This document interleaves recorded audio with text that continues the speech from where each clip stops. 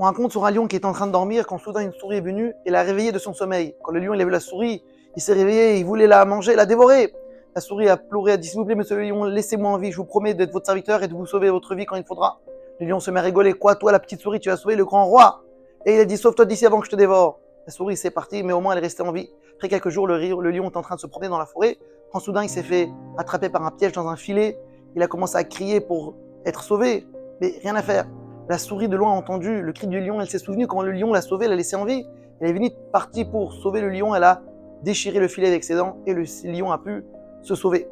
Et là, la souris se retourne vers le lion. Vous vous rappelez, monsieur le roi, je vous ai dit que va arriver un jour et que même moi, la petite souris, je pourrais vous aider. Une coutume qu'il y a, c'est que les enfants, avant qu'on va à la synagogue, Shabbat, ou pour certains, c'est veille de Kippour, on les bénit, Simcha Elohim, qui est Ephraim et Menaché, que Dieu vous bénira, vous placera comme Ephraim et Menaché. Après, on aurait dû bénir les enfants qui grandissent comme Abraham, Yitzhak et Yaakov. Pourquoi on a pris l'exemple de Ephraim et Menaché?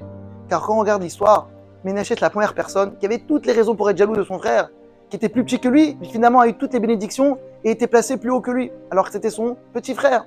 Et quand même, Menaché a compris que pas parce qu'Ephraim est plus grand que lui, ça veut dire que lui il est plus bas. Non, chacun a sa place. Si son frère a cette place, c'est que son frère aussi, il a des qualités qu'il a besoin de Menaché. Si Hachem l'a créé Ephraim et Menaché, c'est que chacun a des autres qualités et chacun doit connaître sa place. Et ça, c'était la faute de Korach. Korach s'est dit pourquoi Moshe Rabbeinu est plus haut que nous? On peut être tous la même chose.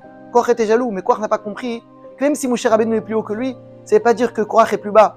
Korach a besoin de Moshe, mais Moshe a besoin de Korach aussi. Chacun est créé, c'est que chacun a un but, chacun a des qualités que l'autre n'a pas.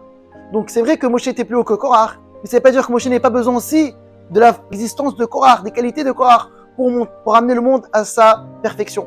Donc ce que nous on doit, si on veut arranger la faute de Korach, c'est que chacun doit savoir que chacun a sa place.